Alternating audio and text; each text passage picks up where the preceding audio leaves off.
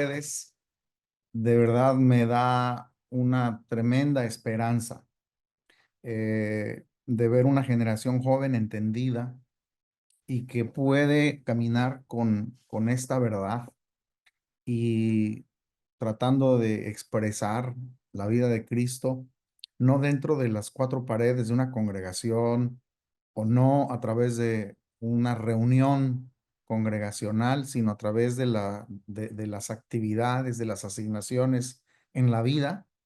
Y bueno, pues es un privilegio estar acá con ustedes. Y también tuve el honor de conocer a los Aldana hace relativamente poco tiempo. De hecho, les conocí por allá en Panamá. De allá estuvieron los papás de Carlos y de Julio, estuvieron acá con nosotros. En Houston les conocí y bueno, parece que en el espíritu, tenido una conexión interesante y muy contentos de ver la obra de Dios en sus vidas y también con lo que está pasando también en Caleo.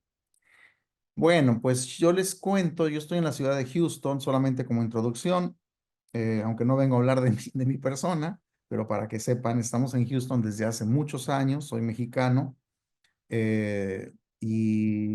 somos pastores y empresarios al mismo tiempo y muy contentos de poder participar en el ministerio, en esta asignación que Dios me dio como maestro.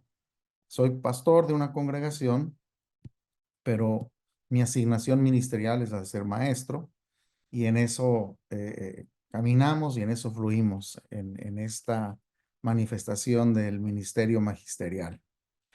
Bueno, pues toca hablar de la expresión de Cristo en la economía y muchos pudieran pensar que tiene que ver Cristo con la economía y en realidad tiene muchísimo que ver. Quiero comenzar porque es mucho lo que quiero compartir. Esperemos que el tiempo nos dé, pero quiero comenzar leyendo un pasaje de Efesios capítulo 3. Verso 10 dice, para que la multiforme sabiduría de Dios pueda ser dada a conocer ahora por medio de la iglesia a los principados y potestades en los lugares celestiales. Yo sé que, pues, este pasaje ustedes lo han leído posiblemente muchas veces, lo han escuchado, lo han leído de diferentes maneras, y me parece que es un pasaje que ha sido poco entendido. Eh, pero lo que dice aquí es que la sabiduría, toda la sabiduría, esta multiforme sabiduría de Dios debe ser dada a conocer por la iglesia.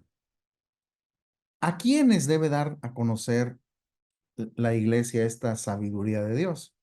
Bueno, algunos, leyendo esta versión, eh, lo, lo manifiestan, lo interpretan como si fuera a entidades espirituales, porque leemos estas palabras, principados y potestades, y nos asustan y pensamos que se trata de algo por allá espiritual. Pero en realidad, si así fuera, ¿cómo nosotros vamos a expresar la sabiduría de Dios? ¿Cómo vamos a darles a conocer a espíritus la sabiduría de Dios y sobre todo espíritus malignos? No tiene nada que ver con una guerra espiritual.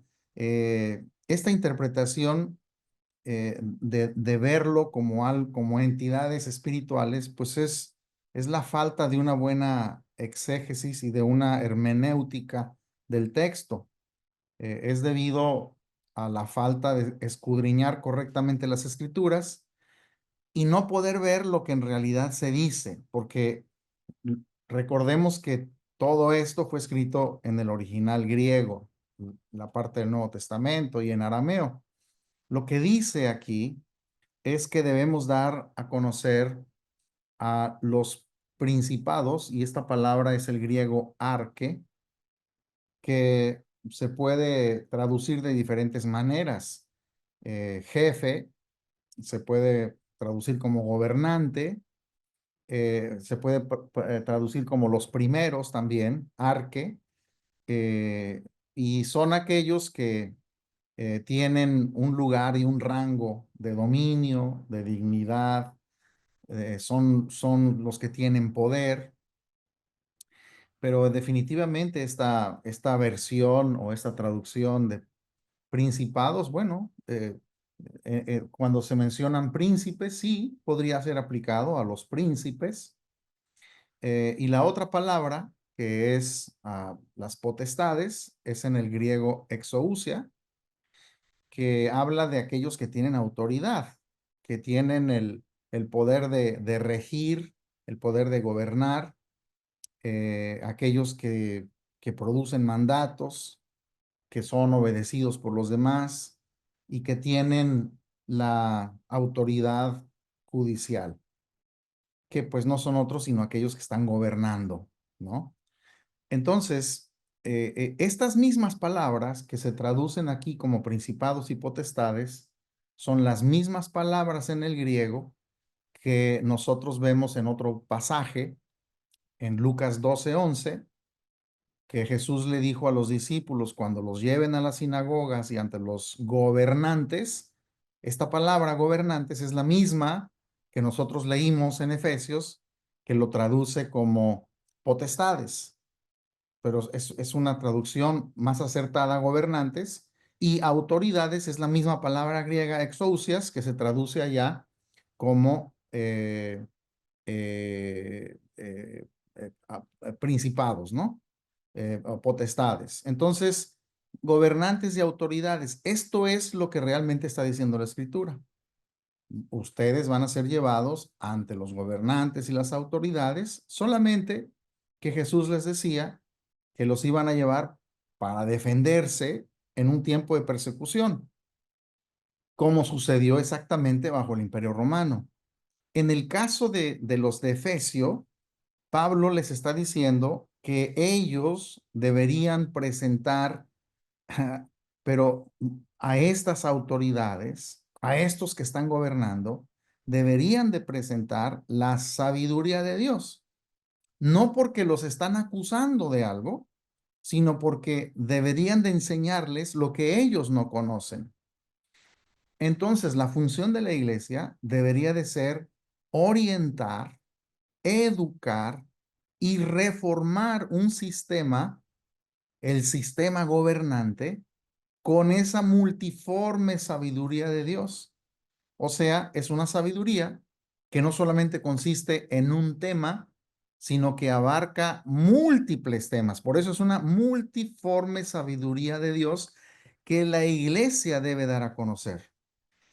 Entonces, eh, una traducción mejor debería de ser como lo que expresa aquí, yo lo escribí, yo lo traduje y diría así Efesios 3:10, para que la multiforme sabiduría de Dios pueda ser dada a conocer ahora por medio de la iglesia a los gobernantes y autoridades desde nuestra posición en los lugares celestiales. Entonces, si nosotros entendiéramos que esa es una función de la iglesia, pues por lo menos trataríamos de ver cómo es que vamos a cumplir con esta ordenanza, con esta misión que tiene la iglesia. Pero créanme que la iglesia no tiene dentro de su misión, en su gran mayoría, el realizar, el expresar, el exponer la sabiduría de Dios ante los gobernantes y ante las autoridades. El propósito eterno del Padre es que hagamos precisamente eso que no hemos podido realizar porque hemos malentendido la función de la iglesia. Tenemos que alcanzar a los que son inalcanzables, a los que están en autoridad, a los que tienen recursos. Porque la iglesia, a través de la historia, le ha predicado al pobre, al drogadicto, a la prostituta, al borracho. Pero ¿quién le enseña? ¿quién le comparte al empresario que tiene recursos? Por eso se requieren plataformas empresariales de reino. Y así como la iglesia tiene toda una estructura para ministrar y enseñar a los niños de forma muy particular, a los jóvenes, a los matrimonios, a los padres, a los hombres, a las mujeres, a los músicos, a los ministros, a los que sirven, a los líderes, pero, pero hay poco donde se pueda edificar a los empresarios. Y ellos son una especie diferente y son poco entendidos. Por eso en las iglesias a veces no caben, a veces no encuentran un lugar. Nosotros, desde nuestra posición de los lugares celestiales, porque ahí operamos, desde la posición de autoridad que Dios nos ha dado, que es donde estamos sentados, debemos de ejercer nuestra función. Porque desde la tierra, desde nuestra perspectiva terrena, perdemos la perspectiva. Lo veríamos imposible.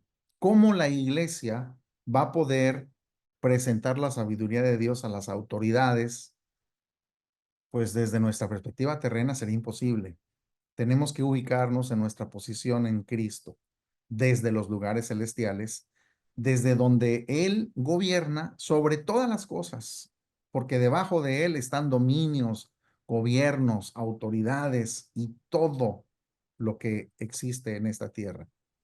Entonces, Él quiere traer una dimensión celestial a todas las áreas de la vida. No se trata de abrir ventanas en los cielos. Eso era para los que habitaban y los que vivían en la realidad del antiguo pacto. Hoy estamos sentados en lugares celestiales. Aquello era temporal. Esto es permanencia. Aquellos buscaban una visita del cielo. Nosotros vivimos allí.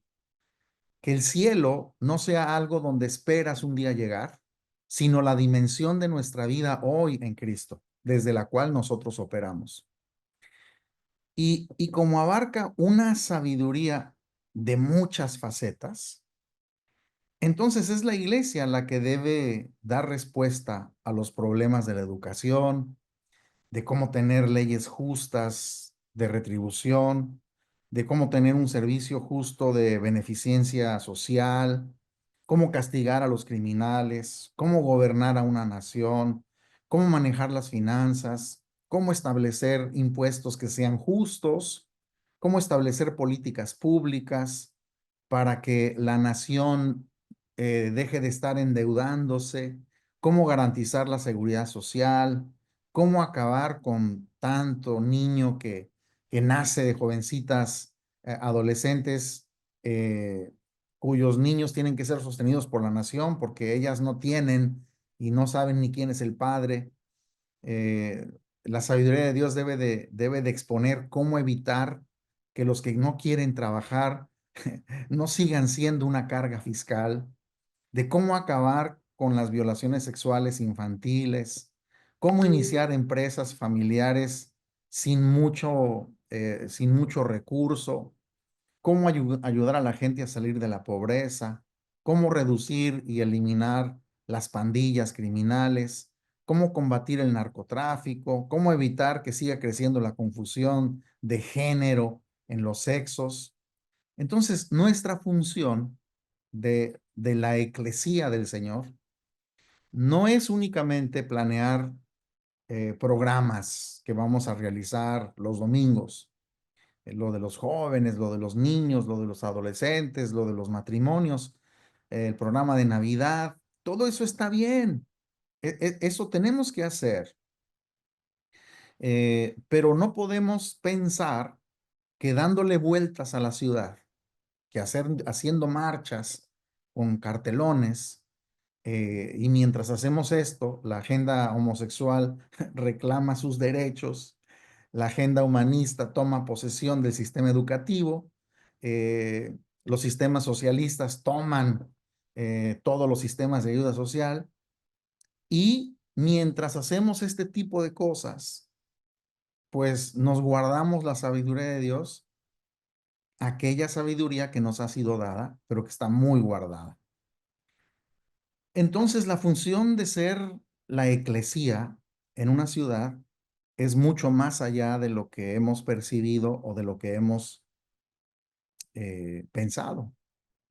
Necesitamos gentes jóvenes que conozcan la escritura y que de ella extraigan la sabiduría de Dios y que tengan la capacidad política, social, económica y de influencia para transformar nuestro mundo, y que los gobernantes y las autoridades conozcan lo que hoy la iglesia ha querido ignorar, que es la multiforme sabiduría de Dios. Por eso, nuestra función no es solamente hacer que el borracho deje de tomar, aunque debemos de hacerlo, pero no solamente es que los adúlteros dejen de adulterar, ni que el drogadicto deje las drogas, sino es la capacitación del hombre de Dios para que funcione en la práctica lo que el hombre ya es en el espíritu, un hombre perfecto. Pero para eso debe ser enteramente preparado para que pueda realizar toda buena obra. Entonces, lo primero que debemos aprender a administrar, lo primero es nuestra propia vida. Tiene que haber un equilibrio que está basado en las prioridades de la vida entre nuestra función laboral, nuestra función familiar, la función social, nuestra función económica, nuestra salud física y también, muy importante, la función espiritual. Pero todas ellas deben de tener un balance y en todas ellas debemos de crecer. Entonces, nosotros debemos crecer en el área laboral, en el área familiar, en el área de nuestra vida social, en el manejo de nuestros recursos, en el manejo de nuestro cuerpo, de nuestra salud y en nuestro desarrollo y crecimiento en la vida del espíritu. No podemos centrarnos en una sola esfera de la vida, porque eso lo que va a causar son problemas y desbalances. Entonces seremos muy buenos para algo, pero carentes en otras áreas. Si lo único en lo que me centro son en las áreas espirituales, pero descuido mi familia, descuido lo laboral y descuido lo social, no voy a tener equilibrio ni estabilidad. O si solamente dos de ellas son fuertes en mi vida. Entonces, debo mostrar mi vida manteniendo un equilibrio en las diferentes áreas y finalmente cada área debe ser administrada de una manera correcta. Vamos a leer en Génesis capítulo 1 cómo comenzó y cómo Dios le delegó al hombre una función muy importante. Creó Dios al hombre a su imagen, a imagen de Dios los creó, varón y hembra los creó, y los bendijo Dios y les dijo, fructifiquen y multiplíquense, llenen la tierra y sojúzguenla y señoren en los peces del mar, etc. Entonces, Adán debería administrar su vida. Dios le dio recursos, él puso recursos en sus manos. Le dio una esposa, tenía un huerto del cual él era responsable, y en ese huerto que Dios le dio, y un huerto, no crean que era una cosa desordenada, un huerto es un lugar de producción, es un lugar productivo, es un lugar de cultivo. Entonces se le encomendó que fructificara. Hay un llamado a fructificar. Y esta palabra fructificar viene del hebreo para. Si lo ponemos ahí la imagen, ajá, es el hebreo para, que se puede traducir como incrementar. Entonces Dios le dijo, tienes que incrementar, tienes que fructificar, tienes que crecer, tienes que traer fruto o hacer fruto. Eso significa para. Entonces, nuestros problemas y la causa por la que no hemos podido nosotros impactar en nuestro mundo no es porque haya un diablo que nos está impidiendo que hagamos las cosas. Le hemos echado la culpa de todos nuestros fracasos y de todos nuestros errores, de todos nuestros pecados, de todos nuestros actos incorrectos, de todas nuestras irresponsabilidades. Y el diablo es la perfecta excusa de los religiosos para seguir teniendo una vida incorrecta, porque tenemos sobre quién reflejar la culpa. Pero las causas verdaderas de nuestra falta de efectividad son la ignorancia, son la falta de actividad espiritual que nos impiden que estemos manifestando el propósito del Padre. Entonces, el diablo no vive, no está ahí en las esquinas, no está en las calles, no está ahí en cada rincón, viendo a ver a qué horas te brinca y sale a tu vida. No, el diablo nunca sale de su casa. Él tiene una casa. ¿Sabes dónde vive?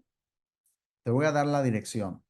La dirección del diablo, él vive en la calle de la ignorancia, esquina con religión, a un ladito de la calle del fracaso. Y nunca sale de allí. Así que si te lo encuentras, si lo encuentras en la vida, es porque tú lo fuiste a buscar.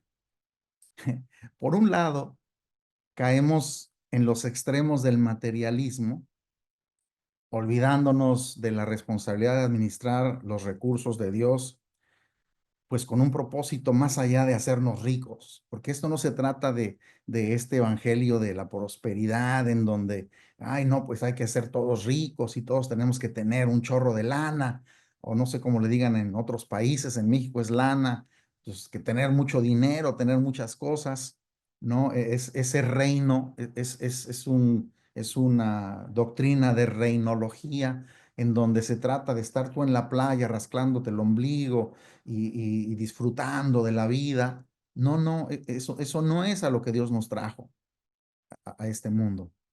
Eh, por el otro lado, caemos en el extremo de una espiritualidad falsa en la que se rechaza el manejo de las capacidades en nuestro trabajo, donde se renuncia a toda vocación profesional a cambio de obtener una posición espiritual, que en realidad no tiene nada que ver con una posición espiritual.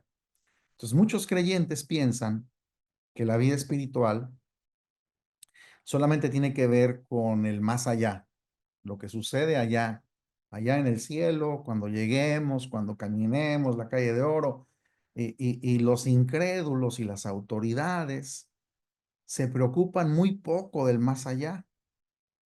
El mensaje del evangelio del reino lo que hace es que construye un puente entre estas dos tendencias contrarias, enseñando cómo nuestro hoy y la eternidad están ligadas a través de un estilo de vida que trabaja el día de hoy, que trabaja hoy edificando hacia el futuro, laborando físicamente para cambiar estructuras espirituales y trabajando en lo temporal, edificando en lo eterno, viviendo con esperanza del más allá, pero funcionando correctamente en el más acá.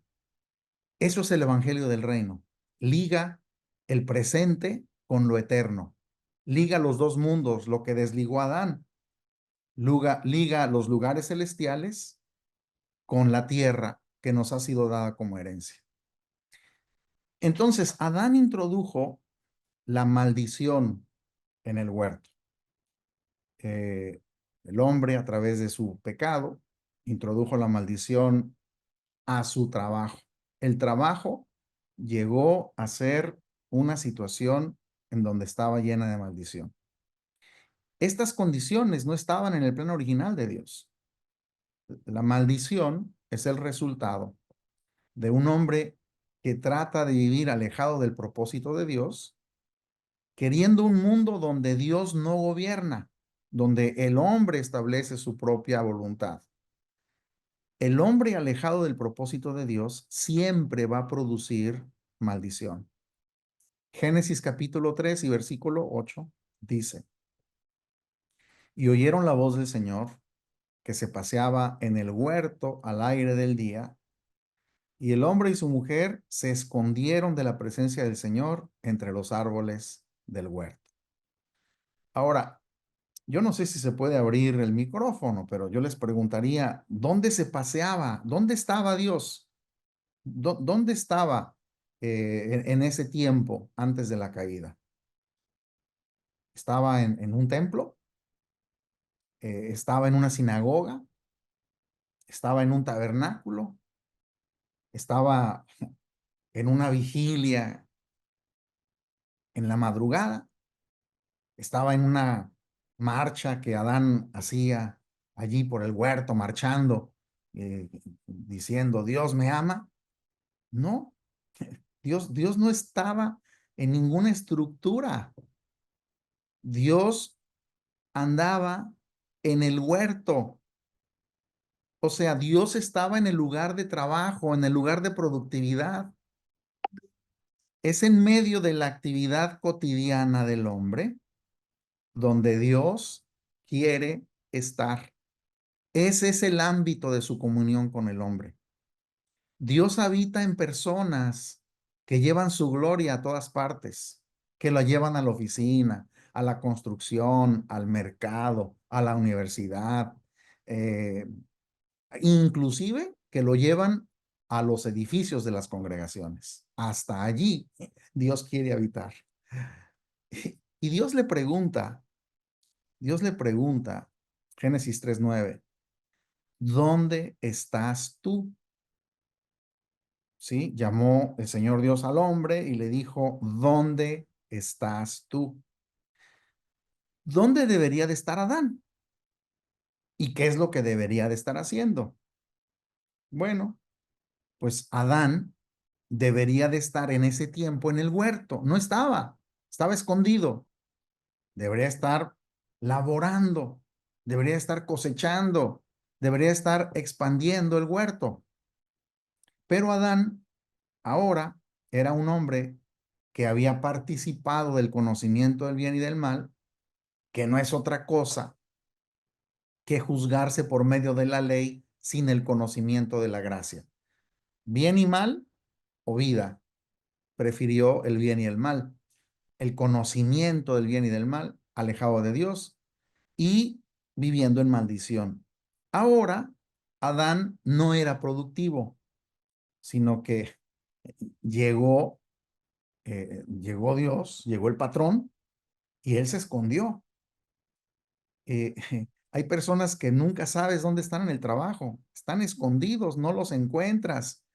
Estaba ahora escondido sin hacer nada, con miedo de que lo fueran a correr. No, me va a correr el patrón. Eh, eh, y él debería estar en el huerto. Y tú deberías saber responder a esta misma pregunta de Dios, porque se la hizo Adán, pero tú deberías de responder dónde estás. Ese dónde no es solamente de un lugar físico, sino de una posición. ¿Dónde estás? Debe ser de acción, debe ser de sentido de dirección. ¿En dónde estás? ¿Dónde están los recursos que Dios ha puesto en tus manos? Esa es la misma pregunta que habló Jesús en esa parábola de las minas. ¿Dónde está lo que puse en tus manos? ¿Dónde está la visión que yo te di? ¿Dónde están las ambiciones que yo he puesto dentro de ti? ¿Dónde está la creatividad que te he dado? ¿Dónde estás en tu desarrollo? ¿Dónde estás si tienes hijos? ¿Dónde están tus hijos? ¿Dónde está tu esposa? Esa esposa contenta, ilusionada y enamorada con la que te casaste. ¿Dónde están las finanzas que puse en tus manos? ¿Dónde estás en el desarrollo intelectual? ¿Dónde estás en el desarrollo cultural? ¿Dónde estás en el desarrollo espiritual en tu vida? ¿Dónde está la revelación? ¿Dónde está la iluminación de mi palabra? ¿Dónde está el espíritu que deposita en ti? ¿Dónde está la gloria que posees? ¿Dónde están los dones de mi espíritu? ¿Dónde está la iglesia gloriosa? ¿Dónde están los hijos de Dios? ¿Dónde están los embajadores del reino de los cielos? ¿Dónde están los ministros competentes de un nuevo pacto? Pues gracias a Dios que aquí estamos. aquí están, jóvenes, y otros no tan jóvenes, pero que estamos comprendiendo y entendiendo nuestra función y lo que debemos de hacer y que vamos a ver una iglesia gloriosa. Gracias a Dios. Y fíjate que en Génesis 3:10 dice, él respondió, oí tu voz en el huerto y tuve miedo porque estaba desnudo y me escondí. Y lo primero es, hay una primera excusa, tuve miedo. Y es que estas excusas las sigue usando el hombre. El temor hace vivir a la persona esperando cosas negativas. El temor es el resultado de la falta de fe. El corazón, cuando está lleno de temor, está vacío de esperanza. El temor inmoviliza a las personas. Por eso los que tienen miedo nunca logran nada. El temor impide el desarrollo de tu potencial. Por eso los que temen nunca crecen. El temor impide una operación correcta en Dios. Dios le llamó a ser productivo, a labrar la tierra, pero ahora, sin sentido de la vida de Dios, dice, tengo miedo. El miedo ha llevado a muchos a no producir en el huerto que Dios les dio. El miedo hace que personas se queden sin hacer las cosas productivas que ellos debieron de haber desarrollado. Entonces, muchas veces, lo mejor que le puede pasar a una persona es quedarse sin empleo, que escasee el empleo, porque cuando eso pasa, vas a desarrollar bajo el sentido de la urgencia, te va a salir el genio financiero que cada uno posee y no te va a quedar de otra más que utilizar el cerebro, pensar y ver cómo puedes hacer lo que te ha dado tanto miedo hacer, que es trabajar por tu cuenta desarrollando un negocio. Hay mucha gente desempleada que dice no encuentro trabajo. Eso es una mentira. Siempre hay trabajo, pero lo que no hay es un empleo. Empleos a veces no hay, trabajo siempre hay. Entonces, ¿cómo puedo salir de eso y cómo puedo usar mi potencial y ser más productivo y ver más fruto de mi trabajo? Pues comenzando en mis tiempos, después del tiempo de empleo, las horas libres, utilizarlas en algo productivo. ¿Qué haríamos si nadie más nos empleaba? ¿Qué pasa si nadie más te va a emplear?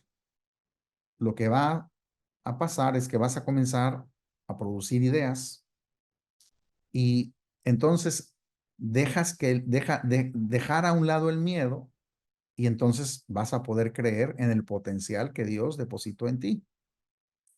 Pero después vino otra segunda excusa. Estaba desnudo. Pues estaba desnudo desde antes. Así estaba. Estaba desnudo, pues si ya así estabas. Pero ahora, como está alejado de Dios, se veía limitado a poder trabajar. Ay, es que no tengo ropa. Hay gente que está más consciente de sus limitaciones que de su potencial. Entonces, fíjense, Génesis 2:25 dice que estaban ambos desnudos. Esto es antes de la caída. Adán y su mujer y no se avergonzaban. O sea, desnudos ya estaban. Pero en Génesis 3:7 dice, fueron abiertos los ojos de ambos y conocieron que estaban desnudos y cosieron hojas de higuera y se hicieron delantales. O sea, lo que antes era normal, ahora bajo el conocimiento propio del bien y del mal, lo interpretaron como algo negativo. Entonces, la excusa, pues es que estoy desnudo, es que no tengo recursos, es que no tengo ropa, es que no tengo título, no tengo educación, no tengo herramientas, no tengo fuerza suficiente, no tengo la edad, no tengo la preparación, no tengo carro, no tengo personalidad, no sé inglés, no tengo dinero, ni nada que dar, lo único que tengo es amor para dar. Bueno, esa es otra, esa es una cancioncita mexicana, pero este, excusas, son excusas. Estoy desnudo. Y así estabas. Y el resultado de estas dos excusas dice, me escondí. Entonces, hay muchas personas, no sé si está ahí el resultado, ¿sí? Me escondí. Hay muchos con potencial escondido en este mundo, porque piensan que no tienen nada y viven con inspiración escondida, con inventos escondidos, con negocios escondidos, con fórmulas escondidas, con ingenio escondido, con mensajes escondidos, con canciones escondidas, con ideas, con soluciones, con poemas, con pinturas, con potencial escondido y un cerebro brillante, pero escondido. Viven concentrados en su falta carencia y nunca se centran en revelar su potencial. Entonces necesitamos saber lo que tenemos para administrar. Y esa es el siguiente slide. Saber lo que tenemos para administrar. Y la mejor manera de dejar de ver nuestras carencias es ver el poder de Dios. Pablo oraba para que Dios les abriera a los efesios los ojos del entendimiento. ¿Para qué? Para que pudieran ver cuál era la supereminente grandeza de su poder. O sea, Pablo quería que ellos supieran cuál era la super archi contra mega ultra grandiosa, extra gigante, enorme, máxima millonaria, suprema grandeza de su poder, que no es otra cosa que el mismo Cristo que nos habita, ¿no? Mi oración es que los ojos de su entendimiento les sean iluminados para que sepan cuál es la esperanza de su llamamiento, cuáles son las riquezas de la gloria de su herencia en los santos y cuál es la extraordinaria grandeza de su poder para con nosotros los que creemos conforme a la eficacia de la fuerza de su poder.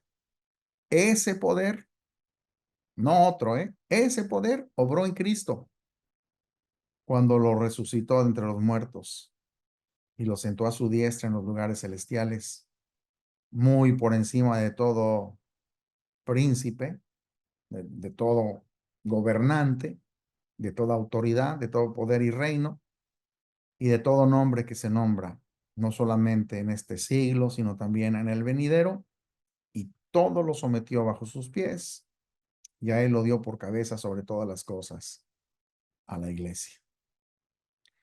Volvamos a Génesis. Génesis capítulo 3. Dios le dijo, ¿quién te enseñó que estabas desnudo? ¿Has comido del árbol que yo te mandé que no comieses? Entonces, estar desnudo no era malo. Dios lo creó desnudo. En otras palabras, así nació. Y eso no le impedía ser productivo, ni le impedía tener comunión con Dios.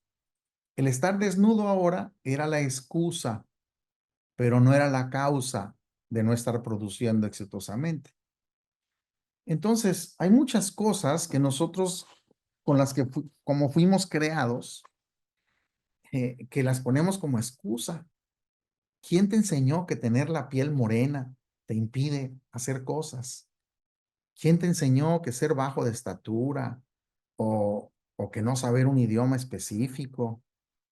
¿Quién te enseñó que no haber nacido en Estados Unidos te lo impide? ¿Quién te enseñó que tener ojos oscuros o tener un apellido, no sé, común?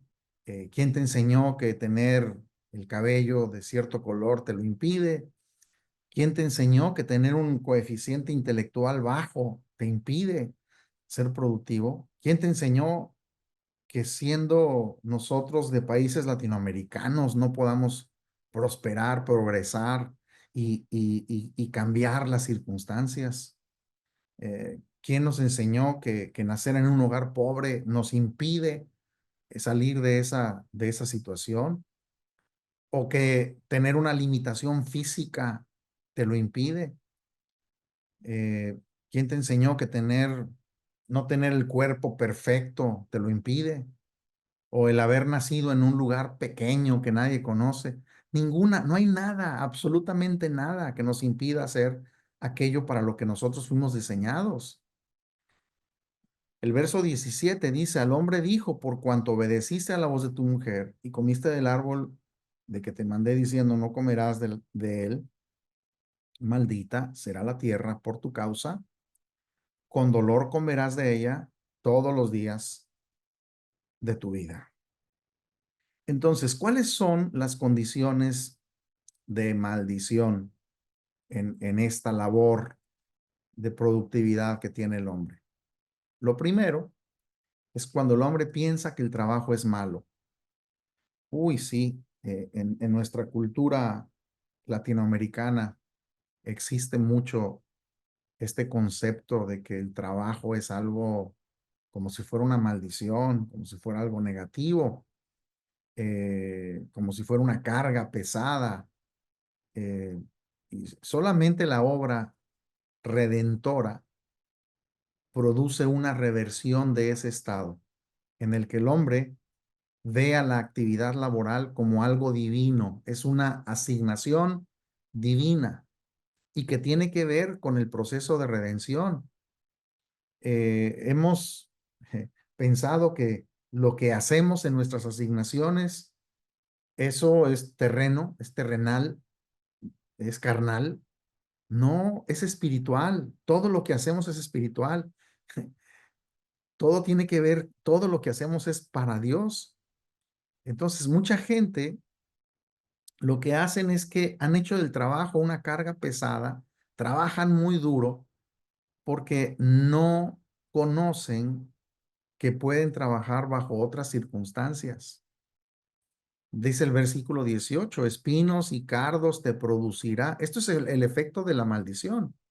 Y comerás plantas del campo, con el sudor de tu rostro comerás el pan, hasta que vuelvas a la tierra, porque de ella fuiste tomado, pues polvo eres y al polvo volverás.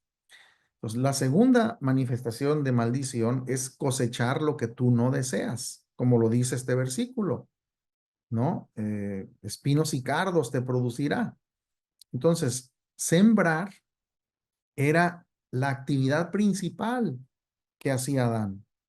Pero ahora las plantas le iban a producir espinas. Sería una labor más difícil.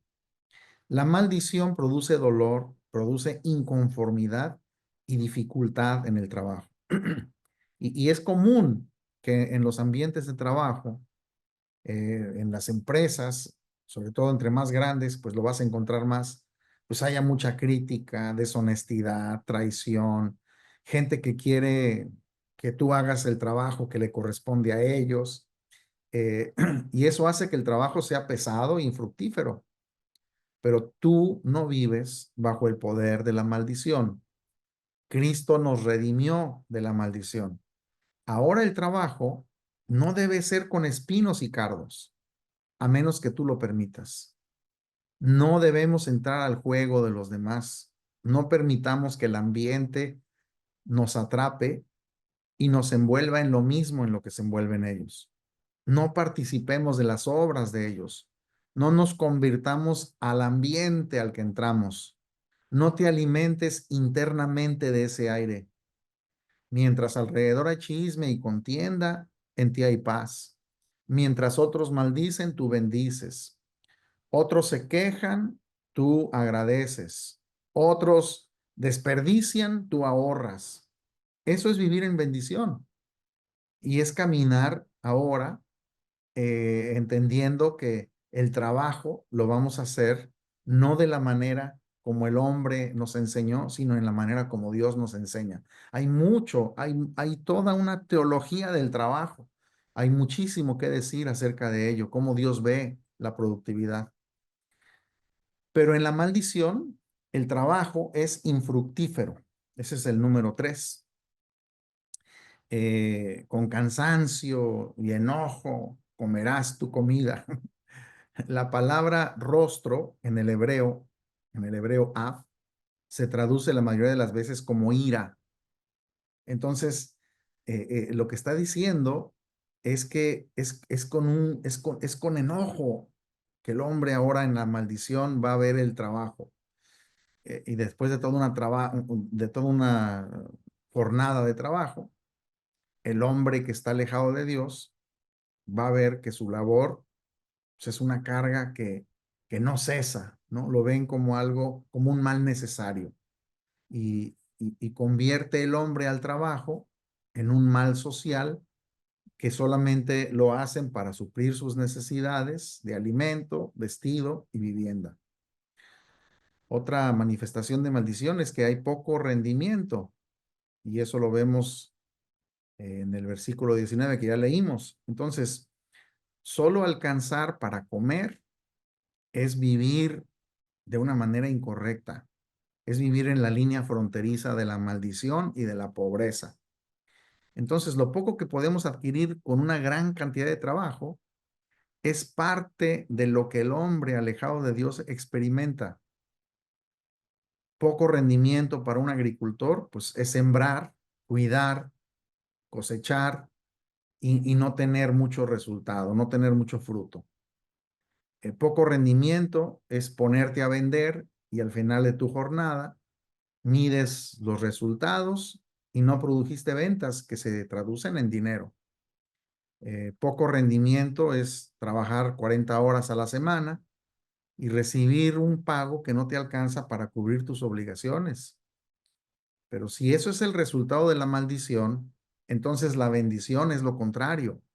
Y los hombres que vivimos bajo el nuevo pacto, en toda la plenitud de la vida del Espíritu, debemos ver rendimiento en nuestro trabajo.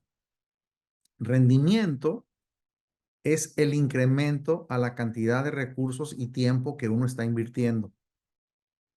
Nuestro trabajo debe tener rendimiento. La maldición produjo poco rendimiento. El número 5 es la pérdida de los recursos y los bienes. En Génesis 3:23 lo sacó el Señor del huerto, o sea, le quitó el recurso para que labrase la tierra de que fue tomado. O sea, ya no estaba en el huerto, que era un huerto productivo con orden, ya no estaba allí. Perder nuestra posición, el empobrecimiento y la escasez es resultado de la maldición en la vida del hombre. Entonces, necesitamos ser solícitos en el trabajo para poder obtener una mejor paga y mayor responsabilidad.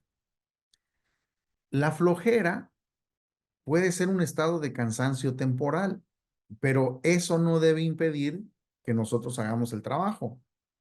Pero cuando la flojera se convierte en parte de la vida, en un status quo, pues es un problema grave. Entonces, ¿cómo se hace parte de la vida? Pues cuando la abrazo, cuando cedo a sus tentaciones de no hacer nada. El problema es que eso produce al final un estado de estar en necesidad. Hay mucha gente que padece hambre no porque no haya comida, sino porque su espíritu es pobre. El problema no se llama falta de trabajo, se llama pereza. Entonces, nosotros no somos llamados a eso. Hay un modelo de Dios. En Efesios 4:28, Dios nos enseña a través de lo que Pablo le habló a los efesios, el que hurtaba, no hurte más. Pues esto habla de una reversión del comportamiento y dice, sino trabaje, haciendo con sus manos lo que es bueno. Fíjate, el trabajo es bueno para que tenga que compartir. O sea, el trabajo debe producir abundancia para que podamos también darle a otros, compartir con el que padece necesidad. Entonces, también según en 2 de Timoteo 3, y es 17 o es 1. Bueno, no sé si está, ahí hay un error, pero dice, a fin de que el hombre de Dios sea perfecto, equipado para toda buena obra. Vea, todo hombre de Dios somos llamados a la perfección Somos perfectos, pero somos perfeccionados continuamente, de forma continua. Y no voy a hablar de eso, pero sí, somos perfectos en espíritu y seguimos siendo perfeccionados en el alma. La razón por la cual Dios nos salvó es para hacernos perfectos, pero no es la perfección humana donde, donde no tienes un solo defecto, sino es ser perfecto según Dios. Una persona que es perfecta por gracia, ¿sí? Es 3:17, sí, segunda de Timoteo. Eh, la persona que es perfecta por gracia y que es madurada para desarrollar las buenas obras que glorifiquen al Padre, eso es lo normal. Una persona perfecta, según la Escritura, es aquella que está preparada para las buenas obras que son parte de su llamado. No, no son las buenas obras de las obras de la ley. En el antiguo pacto, las obras de cada persona eran adecuadas para su función. A ver, el rey David. El rey David era un hombre diestro en la pelea. Era un guerrero. Pues su llamado consistía en conquistar la tierra, en la destrucción de los enemigos. El día de hoy, nosotros no necesitamos la operación de David, porque ninguno de nosotros está cortando cabezas. Salomón nunca peleó, porque su llamado era convencer al mundo, mostrar la sabiduría de Dios. Y las obras de Salomón fueron revelar la sabiduría de Dios, muy diferentes a las obras de David. Cada uno estaba expresando, cada uno tenía obras perfectas para la asignación de su vida. Moisés pues, era liberar a Israel y sus obras eran plagas, eran perfectas. Hoy no, hoy si te pones a producir plagas, pues te metemos a la cárcel o hacemos algo contigo, no, no, no queremos plagas. Josué, la destrucción de los muros, la conquista, Juan el Bautista, pues, tenía un mensaje, la obra de Juan era un mensaje de convicción, de despertar a la nación de Israel para la venida del reino, gritarle a los religiosos que eran unas víboras, pues eso era adecuado a su función, fue perfecto y estaba ubicado en su tiempo. El día de hoy, tú gritar camada de víboras, no, eso no es tu asignación. Abraham, su obra fue creer a Dios. Eh, Preséntame a tu único hijo en holocausto. Pues el día de hoy, eso sería intento de asesinato y no lo vamos a hacer. Daniel, pues la obra de Daniel era gobernar con excelencia. Esther influyó en la decisión del rey, se preparó para ser una mujer bella y hacer una obra perfecta para el propósito de Dios. José, pues era los sueños, porque a través de eso pudo llegar a una posición de gobernar y solucionar las crisis que vendrían en el futuro. Pero hoy no, hoy no estamos interpretando sueños a nadie, no necesitamos esas obras, esas no son las obras de Dios, no son las obras que necesitamos para ser perfectos. Entonces, todos ellos estaban preparados para toda buena obra. Las buenas obras de cada uno, aunque son diferentes, eran perfectas para su tiempo, eran perfectas para el avance del propósito de Dios. Estar preparado para toda buena obra es el tener la gracia para producir las obras que son requeridas según el llamado que Dios nos ha dado. Pero todos debemos producir buenas obras para el propósito del reino. Entonces, las buenas obras no son portarse bien, sino las obras adecuadas para la función que realizo dentro de la multiforme manifestación de la sabiduría en este reino de Dios.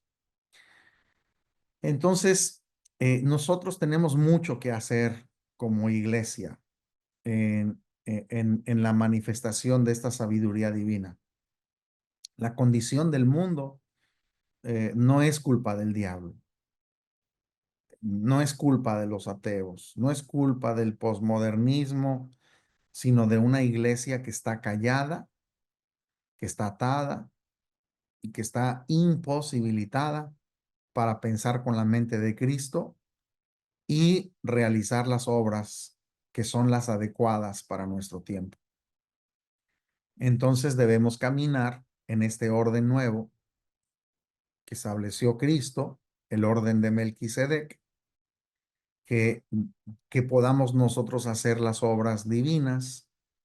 En el antiguo pacto solo aquellos que nacían de los sacerdotes lo realizaban, pero hoy todos los hijos de Dios somos sacerdotes y todos somos llamados a ministrar no rituales, no sacrificios, sino vida, sabiduría de Dios. Y todos tenemos una plataforma desde la cual se nos da una gracia. Esa plataforma es la posición, es la actividad sobre la que tenemos un liderazgo.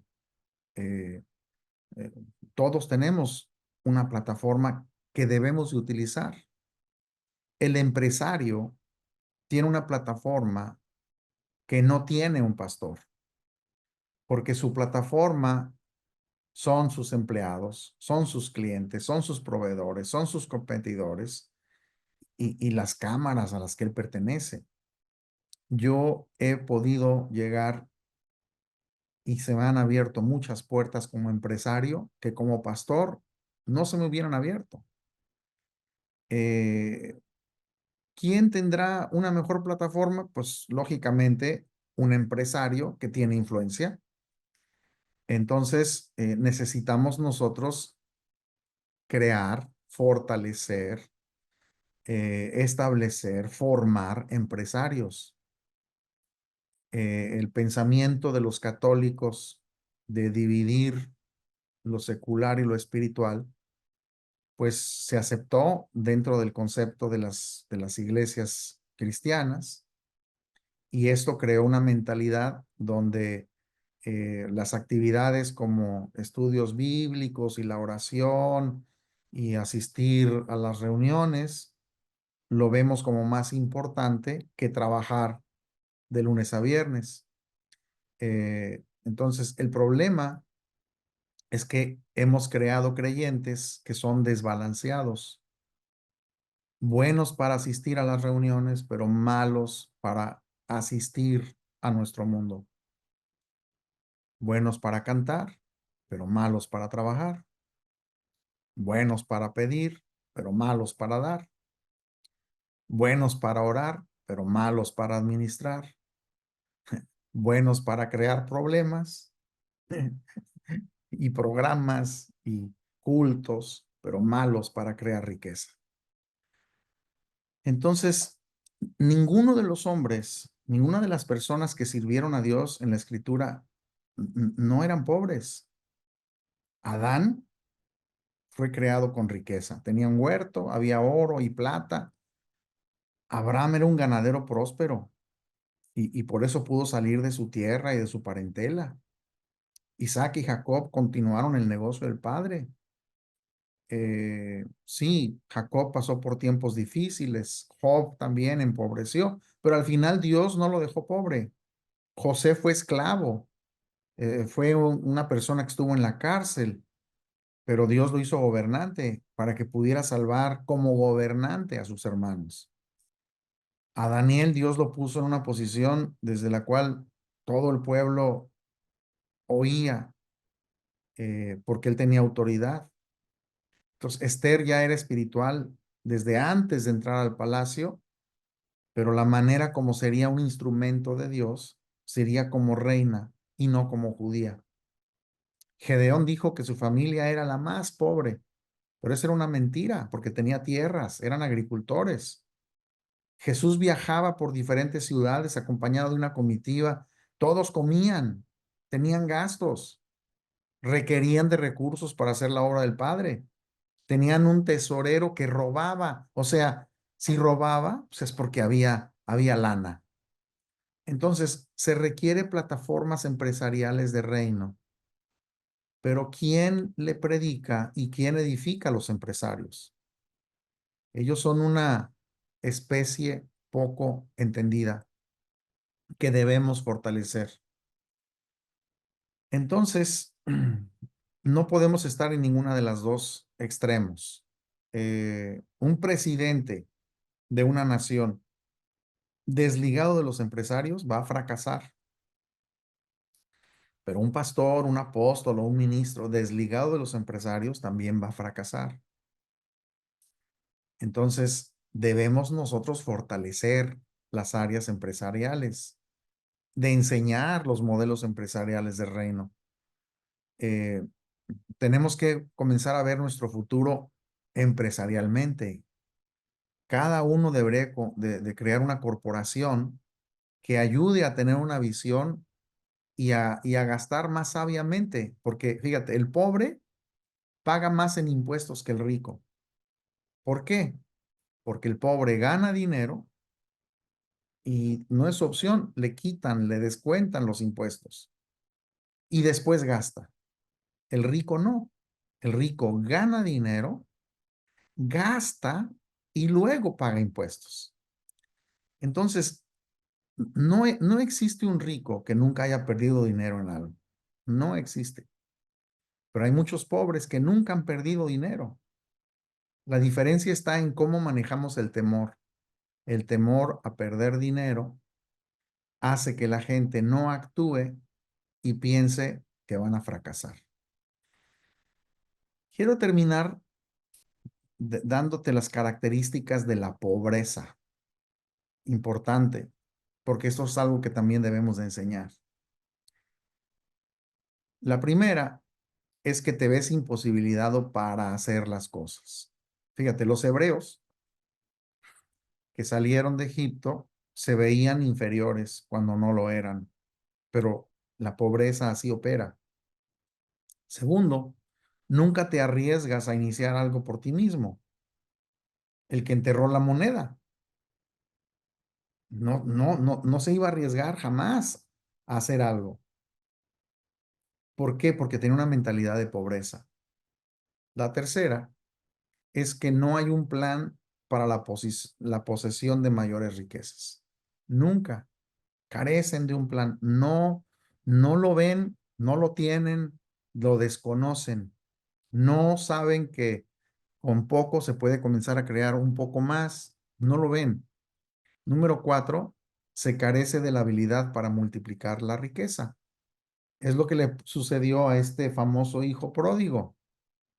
Se le dio la herencia y en lugar de multiplicarla, la gastó. Se gastó toda la herencia.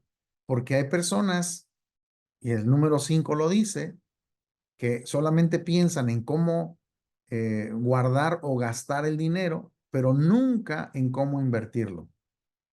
Entonces, la gente que tiene a veces dinero dicen, a ver cómo me lo voy a gastar. No, el dinero no es para gastar, es para saber cómo lo hacemos rendir y cómo lo hacemos producir. Número 6, no es el resultado, la pobreza no es el resultado de falta de recursos, sino de falta de estrategias.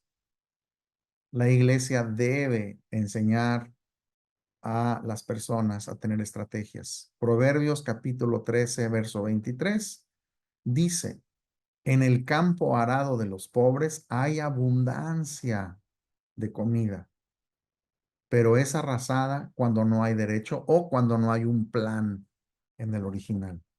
Entonces, en el campo de los pobres hay abundancia de comida, pero no hay un plan y se desperdicia.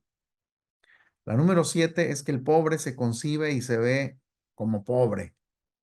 El rico se ve siempre como rico, aunque no tenga riquezas. Esa es la mentalidad que tenía Gedeón. Gedeón tenía riquezas, pero tenía una mentalidad de pobreza. Y entonces él decía, somos los más pobres. Yo soy el más pobre de una familia pobre. Entre todos los pobres, somos los más pobres. Era una mentalidad de pobreza. Y Dios le tuvo que cambiar esa mentalidad. La siguiente, la 8, es que su seguridad La del pobre está en tener un empleo que le garantice un ingreso. Y el rico solamente se siente seguro cuando está en control de su negocio y de administrar sus recursos. Y esto le sucedió también a los hebreos del desierto. Se sentían inseguros porque ya no tenían la chamba que les aseguraba las cebollas y, y, y lo poco que comían. Entonces, ellos decían, ¿y ahora cómo le vamos a hacer? ¿Cómo vamos a comer? Ya no nos emplean los egipcios. Y no veían que Dios los estaba llevando a una tierra de abundancia, a una tierra donde ellos tenían muchísimo que iban a poder administrar. Pues abrimos micrófonos, no sé cuánto tiempo me quedó, si me lo comí todo y si no, abrimos micrófonos.